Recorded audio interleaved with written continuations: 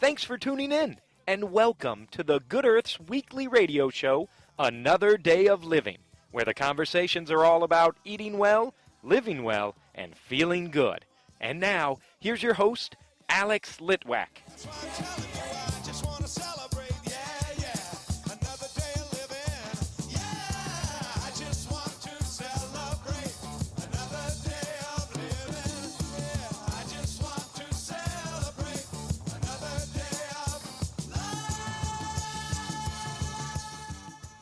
With me today is Deb McClure-Smith. Hi, Deb. Hey, Alex. So lots and lots of people have food allergies and sensitivities and intolerances. So many people are eating gluten-free or dairy-free or egg-free, and it's interesting how that gets determined. So what's the difference?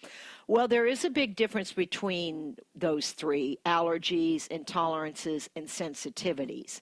And true food allergies are specific immune system reactions to a food protein. Very few people have food allergies. Most of them are sensitivities or intolerances. And allergies, if you have a true food allergy, it can even be triggered by smelling or touching the food that you're allergic to. I know someone who has that with peanuts. Oh, yeah, I know someone who has that with gluten. She cannot be anywhere. She is so sensitive to gluten that if there's flour or anything around there, she will just, it sends her into anaphylactic shock. Right, so that's a true allergy. It is. And almost all true food allergies are caused by the big eight, and those are wheat, eggs, soy, milk, peanuts, tree nuts, fish, and shellfish. It's a very scary thing. Very scary. When someone starts to go into an anaphylactic reaction. Right, because the symptoms of a food allergy usually is immediate, and the results can either be severe or they could be life-threatening. It just depends on how bad that food allergy is. And food allergies are usually divided into IgE-mediated food allergies or non-IgE mediated. And the IgE is the immunoglobulin that elevates when you are allergic to a food. And you can get that tested. You can. Yes, you certainly can. It's a blood test, and it tests for, I think, 50 to 70 foods, and it'll tell you if you have an immediate food allergy to it. Correct. And what it does is the immune system, when you have an IgE-mediated reaction, the immune system identifies a particular food as an invader or something that you don't want in your body. And it responds by producing IgE antibodies, which cause a release of histamines, chemicals, and other symptoms like itching, inflammation, nausea, headaches, even anaphylaxis where you can't breathe. So non-IgE reactions are caused by a different immune system response, and those usually involve the body's T cells. And what happens is it's delayed in onset, usually comes in within 4 to 28 hours as opposed to immediately after eating a food. And the non-IgE reactions are usually abdominal pain, vomiting, diarrhea, or being irritable. One of the things that I find with delayed food sensitivities is people have a hard time distinguishing what they're sensitive to when it's a food that they eat all the time. Correct. Yeah.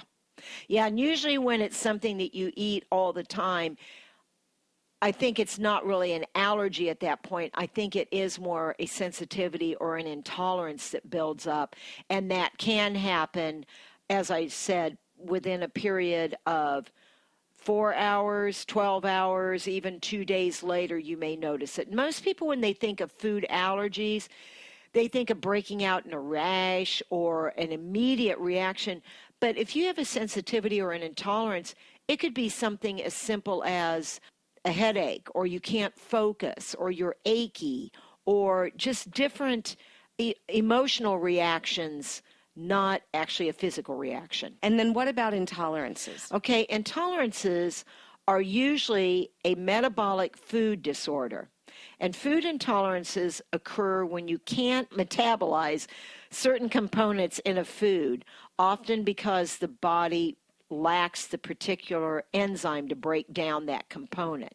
So a classic one is lactose intolerant. People who can't handle dairy, that's because they don't have the enzyme in their body to break down the lactose or the milk sugar, so they get a food reaction. And usually that intolerance is signaled by gastrointestinal issues, which can be gas, bloating, nausea, diarrhea, cramping, heartburn. That's a food intolerance. The immune system isn't involved, and the exposure to the food isn't life-threatening. It just makes you uncomfortable. And you can take enzymes for that. Correct, you can, yes, like the gluten digestive enzymes or the lactose digestive enzymes, polyphenols. Some people have trouble breaking down beans, like Beano is something that's classically used for that, so yes. And then our last area is food sensitivities. And like allergies, the food sensitivities involve adverse reactions to certain foods. But unlike true allergies, with the sensitivity, your immune system isn't called into action. Sensitivities are much more common than allergies, and the symptoms are going to be nausea, bloating, headaches, joint pain, rashes, so it's not as severe of a reaction. And you can test those just like you can test the immediate food allergies. Correct, yes. One thing, one classic food sensitivity is sulfites. People who have trouble with allergies like asthma or pollen or things, a lot of times sulfites will trigger a reaction in their bodies because their lungs are weaker, and so it makes them get a food-induced asthma. When you have a food sensitivity, your body will release histamines to deal with that reaction, but the immune system, as I said earlier, is not called into play. And the blood test for the food sensitivities or the delayed sensitivities is the IgG test. Correct. Yes, it is. So what about doing an elimination diet? Well, if you do an elimination diet, this can be a really good way for you to self-test. So with an elimination diet, there was a great book out years ago, which I loved, called Tracking Down the Hidden Food Allergy. And it was written from a very easy to understand format, and it was written actually for children. But if you're going to challenge a certain food because you think you're allergic to it, the key thing is you pick one thing at a time. And you need to do it for at least 21 days because that's how long it takes for it to clear out of your system. So let's say you think you want to challenge eggs and see if you're sensitive to those. You would stop eating eggs and everything that contains eggs for 21 days. That is the key. If you're going to challenge a food, you cannot have any form of that food for 21 days. Then, to see if you're allergic or sensitive to that food, first thing in the morning after you've been clean for 21 days, you get up that morning, the first thing that you would want to eat would be an egg.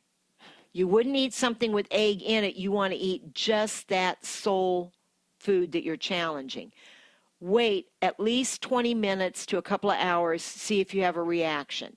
As I said earlier, the reaction could be anything from extreme nausea, joint pain, headaches, inability to focus, you feel foggy-headed, any change in your physical well-being or your emotional well-being could tell you that you have a sensitivity or an intolerance to that food. And it's not easy to go 21 days now. Not eating a food that's as ubiquitous as an egg. Correct. Yes, because the sad fact is usually the foods that we are allergic to are foods that we're eating over and over again. And even though you may say, well, I don't eat many eggs, if you start looking at the processed foods or the packaged foods you eat, there may be some component of eggs in many of those foods. Briefly, Deb, are there some supplements you can take when you've got food sensitivities and intolerances besides the enzymes? There are a couple of key ones. HCl, hydrochloric acid. A lot of people are low on stomach acid, and that's a sad fact with all the people who have acid reflux or think that they have an over-acidic stomach, usually they don't. Usually it's you have a low stomach acid and you're not digesting your food properly. That's why you have the stomach issues. Probiotics, of course, we've talked about those many times. That helps with your digestion and your immune system. Quercetin is a great supplement for helping with the histamine response in your body.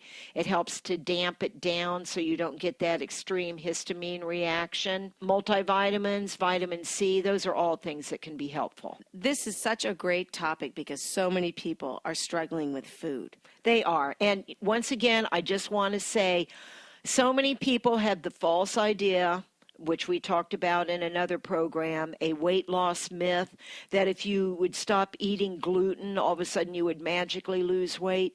You aren't going to magically lose weight because you stopped eating the gluten. You're going to lose weight because you've gotten rid of a lot of foods that were probably unhealthy for you in the first place. All right, all good tips, all good to know. Thanks, Deb. Thanks, Alex. Let me tell you, it's too late to turn back now. I believe I'm falling in love.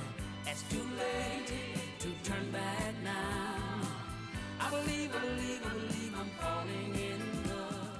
It's the Good Earth's 45th year of providing organic foods, high-quality supplements, toxin-free body care products, therapeutic herbs, cooking spices, herbal teas, healthy shoes, and more. We've got over 20,000 items packed into a lively house in Broad Ripple, and our knowledgeable staff is here to help you find just what you need. We're open Monday through Saturday, 9 a.m. to 8 p.m., and Sundays, 11 a.m. to 6 p.m. And our website is good-earth.com.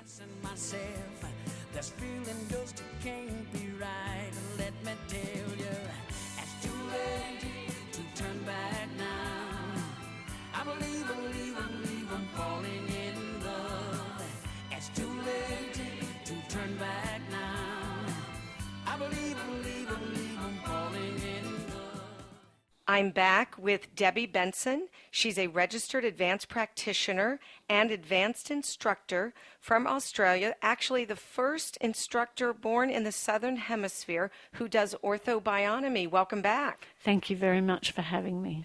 We had a wonderful discussion last week. It's so marvelous to hear you talk about something that you feel so passionate about. Let's go back to training. What kind of people are coming to be trained, and what are the classes that they need to take to become a registered practitioner? In America, you have a website, ortho-bionomy.org, where the training programs are. That's just for people who want to go and have a look at it. But mostly I will say that Arthur Lincoln Pauls, the doctor of osteopathy who began and developed ortho-bionomy, wanted one person in every family to be able to do it. So ortho-bionomy has a number of pathways that if you are a mother or a father or a grandmother or the person next door, you can, after one class, work on people. You don't have to be a professional. The second pathway is to be a professional and look at the training programs and begin the classes. You can begin the training for the most part in any class. Some instructors have requirements. I, as an instructor, invite you to come whenever I'm in town, no matter what class I'm teaching. The third pathway is my clientele in Newcastle, in New South Wales, in Australia, where I am, are all Buddhists for the most part. So they use it as a spiritual development tool. So they're the three pathways, a personal development tool, that third one. And the classes are offered as weekend workshops. They're offered as long-term weekly classes. They are offered as workshops on the weekends, you're correct. There is a school in the Rocky Mountains that does it over a year. You can participate in classes that's like a full-time event, or a residential is run over 5 days. You can go and participate. Here in Indiana, we have a coordinator, and she invites instructors, Kerry Brown, to come in, different instructors, which is always great.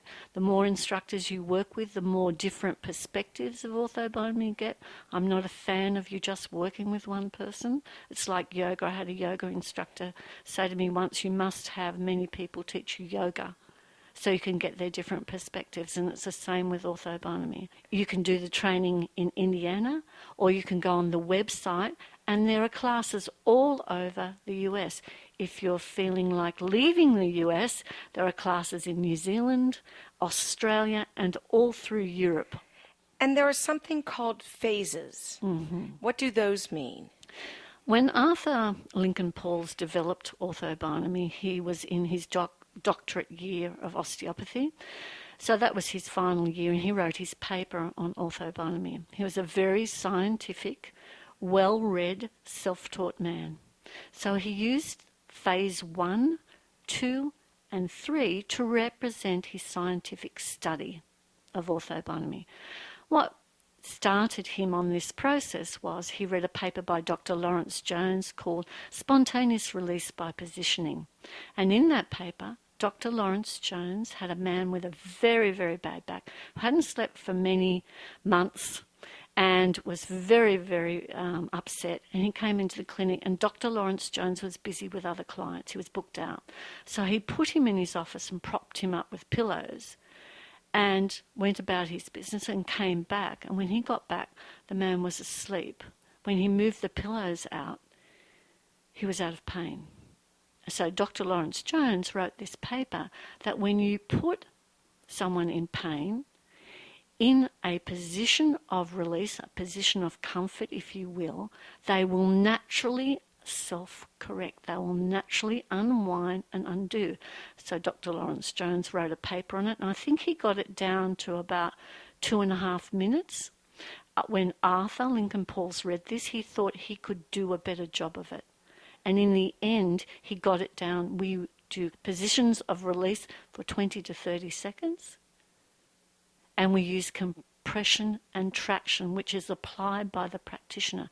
In osteopathy, the client applies those things. So it's a little bit different. And the main thing that separates us from osteopathy are the martial arts principles and our listening ability. And the phases? The phases are, the first 3, as I said, were his development.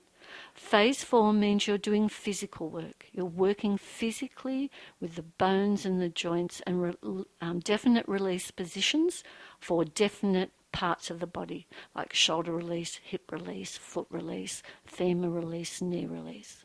Phase 5 is working with the nervous system, so you're watching a little bit more carefully and consciously with the reflexes. When you compress in, does the body respond straight away and push out? When you traction and pull out, does the body pull in? When you do certain things with the body, we track through the reflexes more consciously. So that's phase 5. Phase 6 is working in the aura.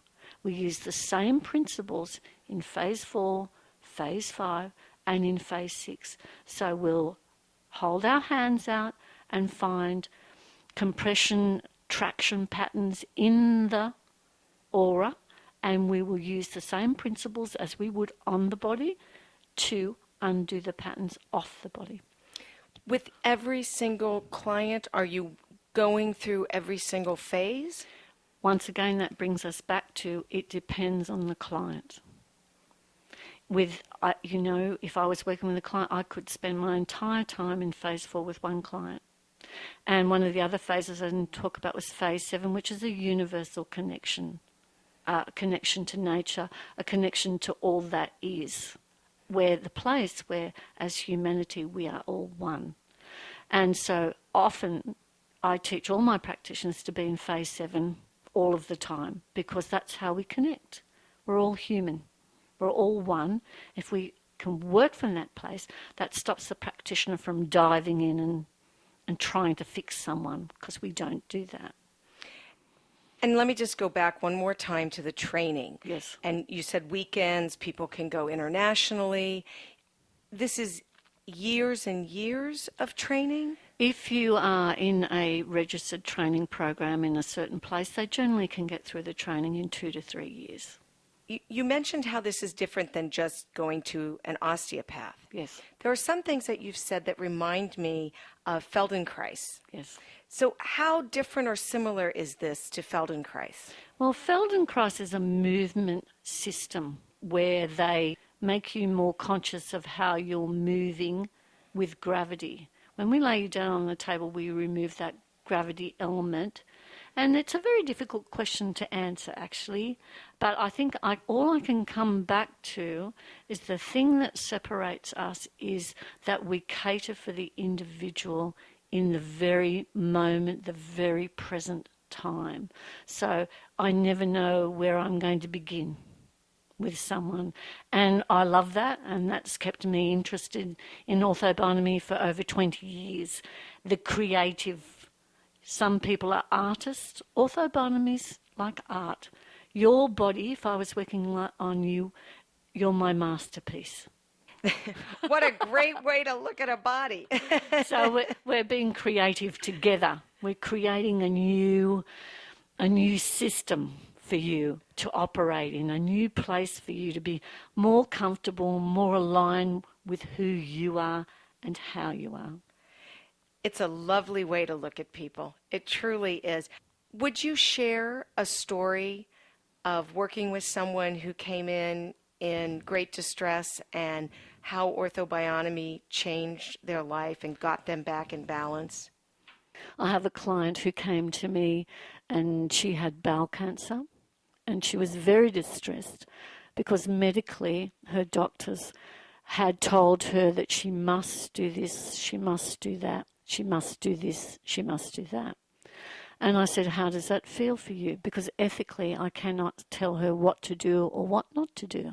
And I like myself to have a marriage between the medical and the alternate. And she just felt that she was being told what to do by experts and that she didn't have a place in that. So I worked on her body and with her for her to find her voice. And she ended up going the medical way of having chemo and radio and a part of her bowel removed.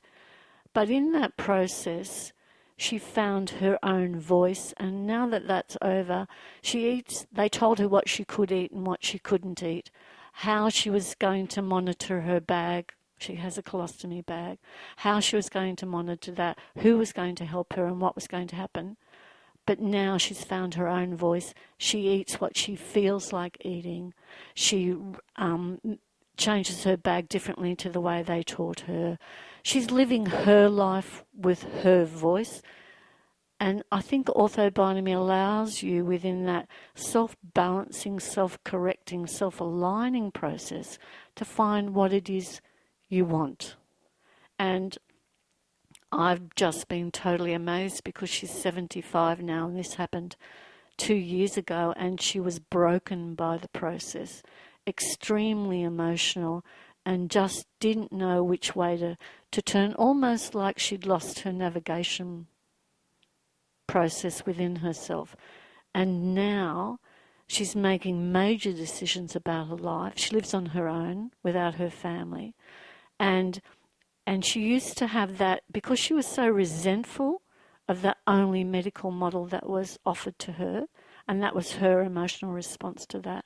She said, I hate them and I hate people and I hate this process, which is that, good on her for recognising that. But through the Ortho-Bionomy process, she's not locking herself away and being resentful now. She said to me about 3 months ago, I've now decided, she's driving a car, which I didn't think would ever happen, but she's driving other sick people to their appointments and helping them to find a part of themselves in the process. So that absolute resentfulness and hatred of a process has completely gone about face. When you're sick, you feel powerless. That's exactly right, and she felt powerless. And if you find your alignment within yourself, then you begin to find your source of power. And that's the beauty of Ortho-Bionomy. Once again, I'll say it. I'm not giving you your source of power. It's already there. I'm only helping you navigate your path to finding it. So I'm supporting you. I'm reassuring you. I'm being there. I'm helping your nervous system, because that's what goes out of balance. You get very upset, you get wound up, and you can't make decisions for yourself coherently.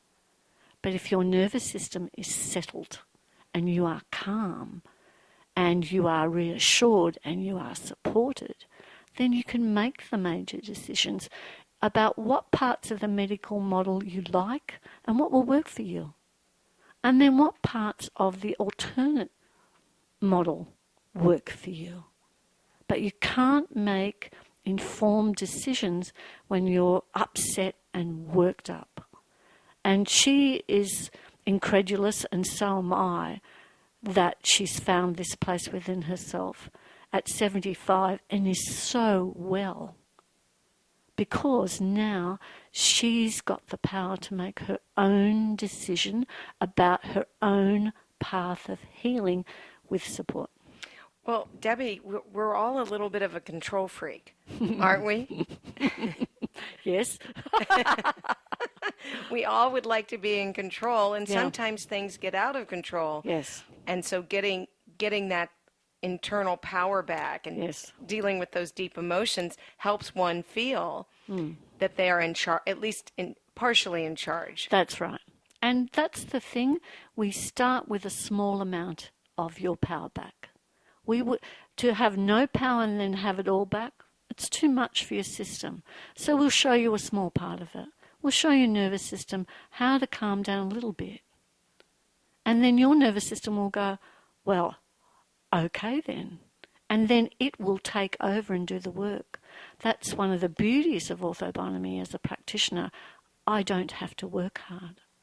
And my clients don't have to work hard. They just need to start to listen to themselves and get the support from me to be able to do that. It's a beautiful thing that you're doing, and I'm so appreciative of the fact that you were here today to share this with our audience. My absolute pleasure. Well,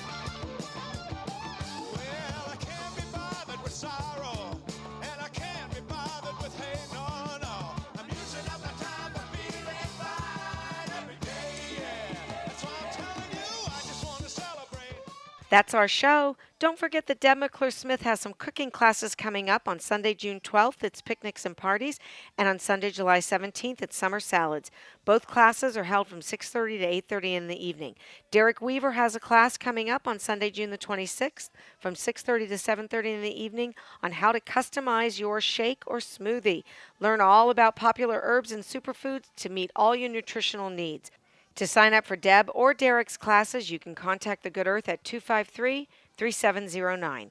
Last of all, Indy Holistic Hub is having their first Wellbeing Fest on Saturday, June the 25th from 10 to 4 at St. Luke's Methodist Church.